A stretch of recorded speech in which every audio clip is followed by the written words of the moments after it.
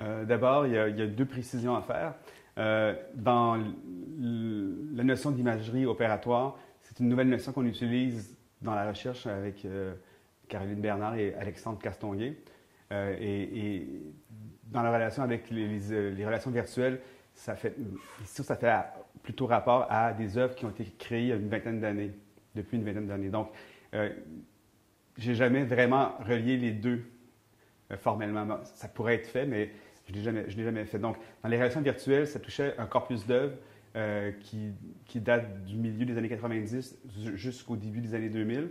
Donc, avec tact, zone franche, égographie et syntonie. Donc, c'est des images où cette relation virtuelle sous-entendait deux types de virtualité. La virtualité optique du miroir, donc l'image virtuelle du miroir, et aussi la virtualité au sens du principe de possibilité, de probabilité. Donc, et dans la relation virtuelle, j'entendais une relation avec un personnage qui tente de faire miroir avec le spectateur, et aussi qui propose plusieurs types de réactions ou de réponses pour une même action, un même geste. Donc, la relation virtuelle joue sur ces deux, d'une manière équivoque sur ces deux idées. Dans l'imagerie opératoire, on parle beaucoup plus d'un point de départ de réflexion, c'est-à-dire on a pris ce terme-là, on l'a traduit vaguement de Operative Image de Haroun Farooqui, mais qui touche essentiellement les images opérationnelles militaires. Donc, nous, on est parti de cette idée, mais on l'a vu d'une manière beaucoup plus grande. Donc, tout ce qui est l'imagerie vue comme territoire d'opération plutôt que espace de représentation seulement. Donc, quand on parle d'image opératoire, on sous-entend que l'image est un territoire et non plus seulement un espace, une surface.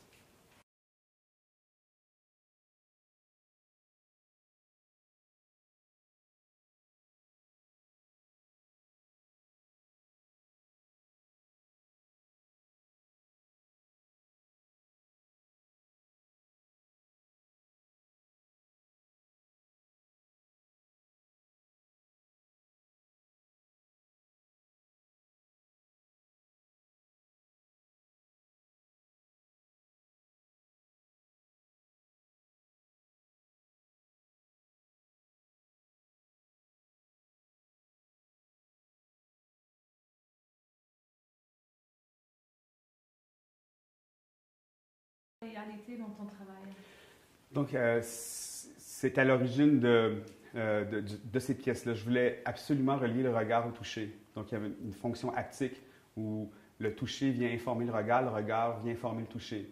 À l'époque, au début, l'idée émergée du fait que je voyais des gens manipuler des caisses enregistreuses à l'aide d'écran, à l'aide d'interfaces écran.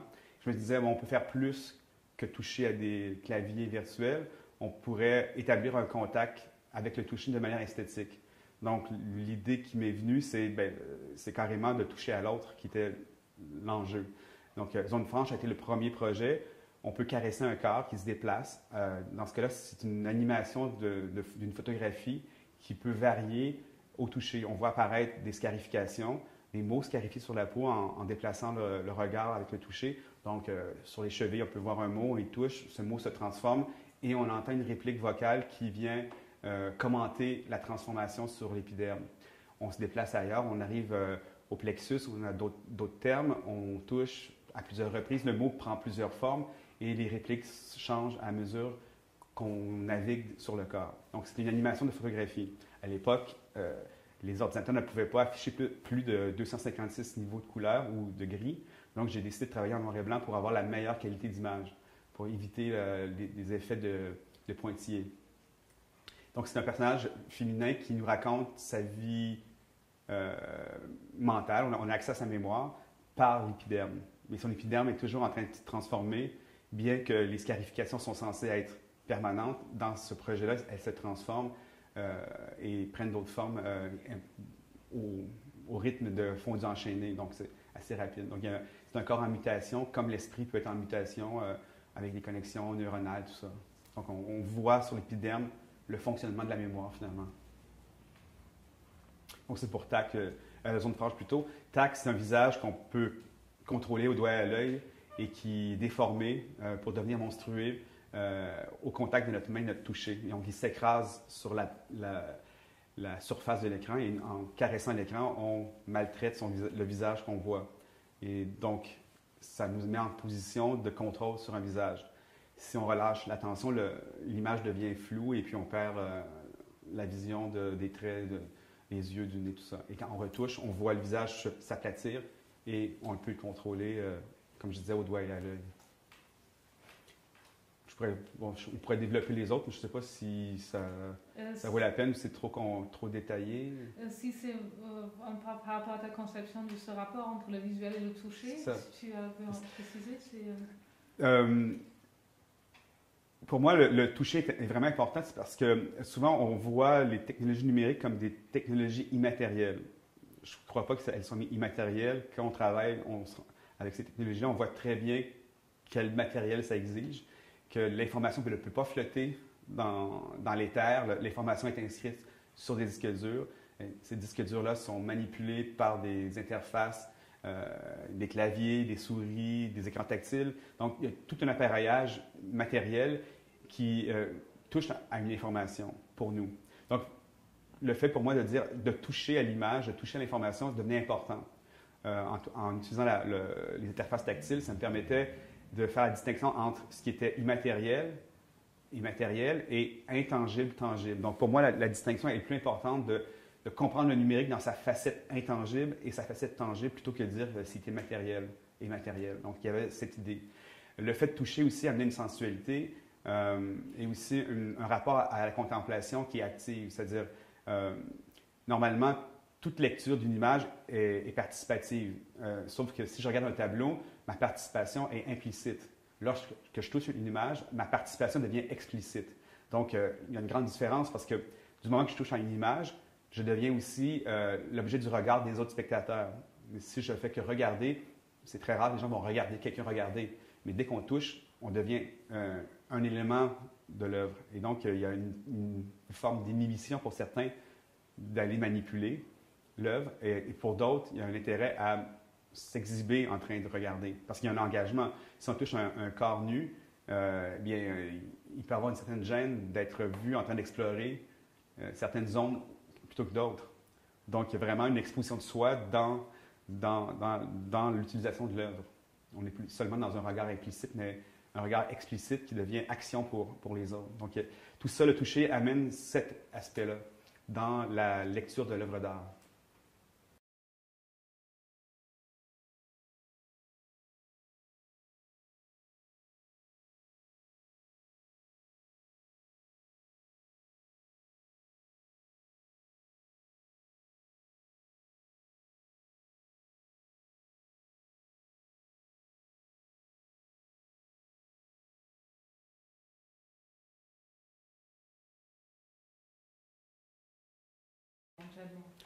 Donc, dans mon intérêt pour l'interactivité, ce n'est pas un intérêt typiquement technique.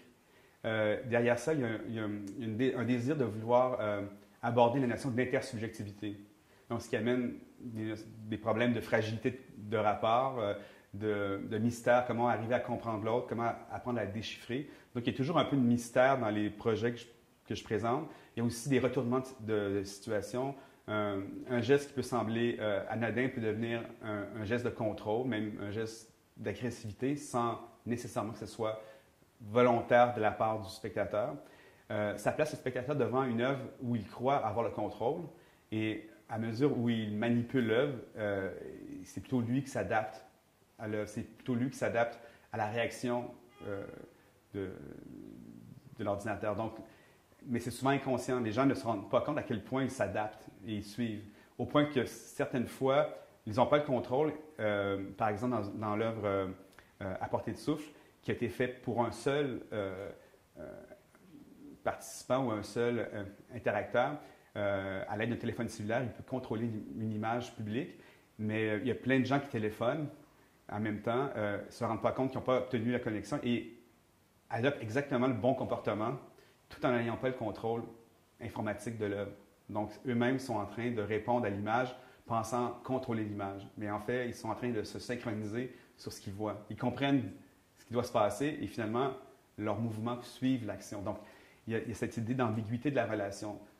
L'interactivité, pour moi, c'est vraiment un terrain d'exploration, un laboratoire sur l'intersubjectivité, mais en utilisant des machines comme acolytes du spectateur. Donc, cette relation de face à face, de vis-à-vis, est incarnée entre un personnage virtuel qui est dans un programme informatique et un spectateur vivant. C'est pour cette raison aussi que j'utilise toujours des images qui ont été pré-tournées avec des vrais humains. Je n'utilise pas d'images de synthèse ou d'images qui sont dessinées ou produites par des générateurs de formes en 3 dimensions. C'est toujours de l'image préenregistrée avec des vrais humains. Donc, c'est ce qui rend le rapport un peu plus, je dirais, où on croit plus à une intersubjectivité, d'après moi, que de voir un personnage de synthèse qui peut laisser sentir que c'est artificiel comme relation. Mais l'effet de la vidéo, de la photo, je pense, permet d'avoir une meilleure relation, une relation plus crédible, plus engageante émotivement. Pour revenir à Porter le souffle et sculpture éphémère, je crois que tu peux décrire un peu plus. Les perceptions et les rapports autrui que tu proposes me semblent toujours précaires. Donc, tu as déjà parlé de cette précarité-là. Tu montres des couples qui fusionnent dans une certaine mesure grâce à des bulles de chewing-gum qui se rencontrent. Ces fusions abstraites éclatent à un moment donné. Donc, on peut peut-être reparler de cette précarité, de la fragilité des perceptions. Mais d'abord, ce qui est important de comprendre, c'est qu'à Portée de souffle, on voit d'abord sur un écran public 2 visages en profil qui apparaissent, qui sortent du hors-champ et qui se rencontrent dans l'écran et qui se jaugent un peu et qui commencent à mâcher. Et graduellement, on les voit tenter de gonfler une bulle de gomme. Ces 2 bulles de gomme se fusionnent et créent une relation. Pendant quelques phases, les 2 personnages respirent à l'unisson. On voit les bulles se fusionner et grossir et rapetisser au même rythme, jusqu'à un moment où s'épuise la relation et les gommes se déchirent ou explosent, selon la situation, que ce soit avec interaction ou sans interaction. Donc cette relation, la bulle de gomme incarne en fait la connexion, à la fois la connexion entre le spectateur et l'écran et la relation entre le personnage. Donc le spectateur devient la bulle, incarne la bulle et en soufflant dans son téléphone, fait respirer les 2 personnages. Donc en fait, il y a 3 entités qui sont à l'unisson en train de respirer en même temps. Donc en poussant l'air, la bulle grandit. Et après un certain moment, l'interaction du spectateur va briser la relation et puis les 2 personnages vont ressortir hors champ. Et on recommence avec un autre spectateur le cycle. Dans les sculptures éphémères, c'est un projet qui est un peu dérivé de la même idée, mais on a gardé simplement un moment, après de multiples prises de vue, on a gardé des moments clés où on voyait des sculptures apparaître dans la fusion des bulles de gomme, mais ces images-là ne pouvaient pas être utilisées dans l'interaction vidéo, mais devenaient un projet parallèle où c'est les accidents plastiques qui arrivaient dans le jeu des fusions et des diffusions. Donc, c'était un travail à la fois performatif. Il a fallu apprendre à mâcher des énormes quantités de gomme à mâcher, à retirer la quantité de sucre nécessaire. Donc, il y avait un travail sur la matière. Après, on a commencé à faire des sculptures et on a terminé avec cette œuvre interactive où, justement, la relation est incarnée dans le temps à travers la respiration à l'unisson. Donc, c'est des projets qui se touchent, mais de façon différente. Je suis intriguée par ta participation au projet The Anthology of Arts de l'artiste allemand Jochen Gertz, qui a demandé à des artistes de définir l'art de demain. Ta proposition repose sur un portrait, une étrange superposition aux allures de portrait robot. Quel est ce projet de Gertz et comment s'y articule ta proposition? D'abord, il y avait une méthodologie bien précise. C'était un arbre de relations. Gertz a commencé à demander à certains artistes de répondre à la question et d'envoyer la question à un autre artiste. Donc, de génération en génération, on s'est installé dans l'arbre généalogique, finalement, de l'œuvre. Et ce qui m'intéressait, c'est de voir l'aspect intersubjectif. Donc, Gertz n'a pas choisi plus que les participants de la première génération. Donc, la deuxième génération lui échappait. Et plus ça allait, plus c'était des artistes qui n'avaient rien à voir avec Gertz. Donc, les étapes de transfert de génération en génération m'indiquaient qu'il y avait cette relation-là entre l'artiste A et l'artiste B. Et ce que j'ai fait, c'est que j'ai montré un visage qui fusionnait deux personnages. Donc, c'était cette relation-là intersubjective que je voulais afficher dans l'œuvre de demain. Donc, l'œuvre de demain, c'est une œuvre qui met en relation des subjectivités. Donc, et ça touchait aussi mes intérêts personnels dans la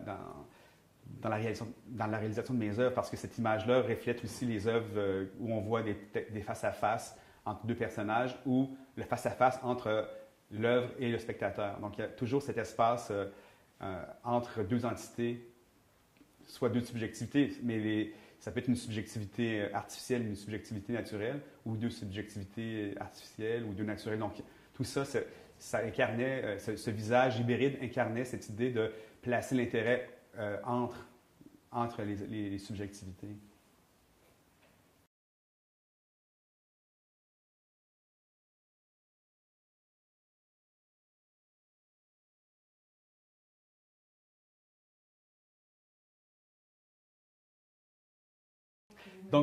Donc on a parlé beaucoup des œuvres qui utilisaient le toucher, mais il y a aussi une autre série d'œuvres qui utilisent le souffle. Donc, à partir de la portée de souffle, Brainstorm et Tourmente sont tous des projets faits pour les écrans publics où le souffle est transmis par les téléphones cellulaires à l'image. Donc, chacun de ces projets-là amène une nuance différente.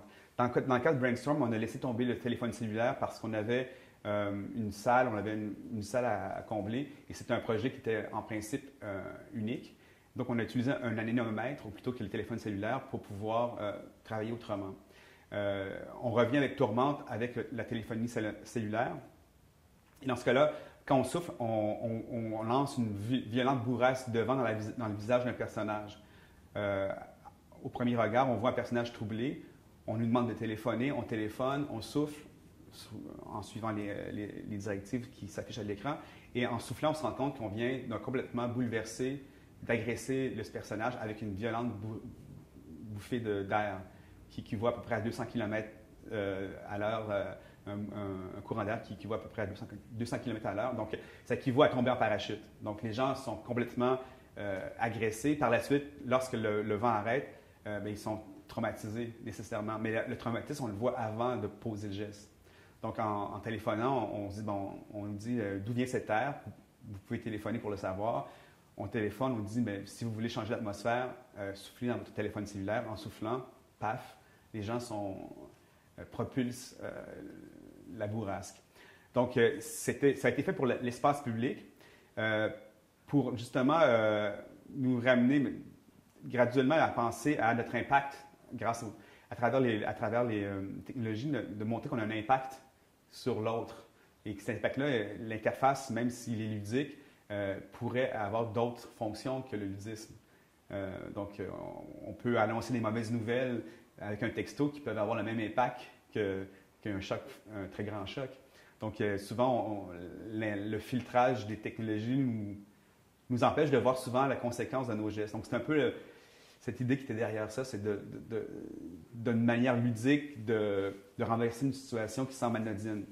Aussi, l'idée de cette œuvre-là était venue parce qu'à Montréal, nous avons un circuit de projection urbaine qui souvent fait des appels d'offres avec comme critère de faire des œuvres ludiques, festives, amusantes.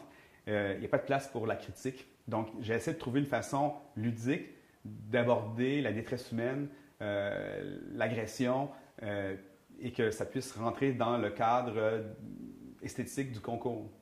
Donc, c'est une façon de détourner les règles du concours en abordant des sujets qui ne sont pas nécessairement souhaités dans ce cadre de projection publique. Est-ce que ça t'intéresse de nous parler du programme de recherche sur les images opératoires? Donc, c'est un nouveau programme. Le programme Au-delà des images opératoires est un point de départ. Comme je le disais plus tôt, on a été inspiré par le concept de Operative Image de Haroun Farooqui, mais on veut en sortir. C'est un point de départ. Donc, le point de départ, c'est il y a des images qui sont créées pour les machines, pour les aider à prendre des décisions, faire des opérations. Et on s'est dit, quel impact peuvent avoir ces images-là sur la subjectivité humaine. Quand on prend acte de leur existence, qu'est-ce que ça provoque comme imaginaire? Comment on peut récupérer ce type de technologie et en la réinsérant dans une démarche artistique qui serait plus subjective ou métaphorique, fictive, et de voir comment on renvoie ce regard-là aux machines, mais avec une réplique humaine. Donc, c'est tout nouveau. On ne connaît pas encore les pistes de création. On est en plein mode de réflexion sur les prémices.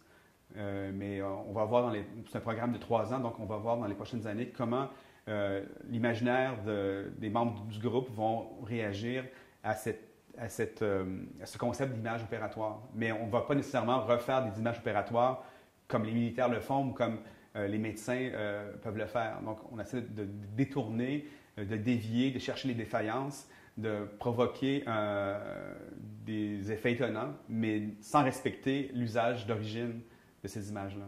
Donc, c'est un peu une réplique des humains de faire des images faites par des humains face à des images faites pour et par les machines. Merci beaucoup. Oui.